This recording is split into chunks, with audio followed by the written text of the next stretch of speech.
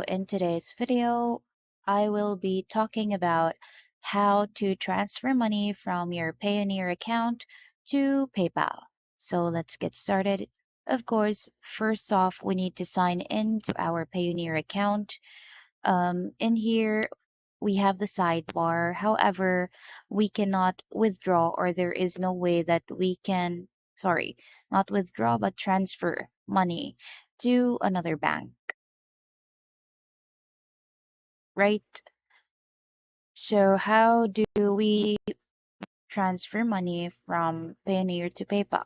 All we need to do is to go to the right sidebar, and in here we can click on pioneercustomerhelp.com. Then it will route us to this page, which is the Payoneer Support Center. Here you can see different kinds of topics.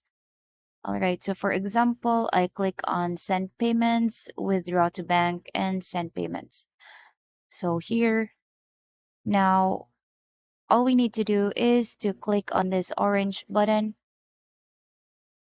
and then it will route us to this page. All right, now it will show you a like contact form.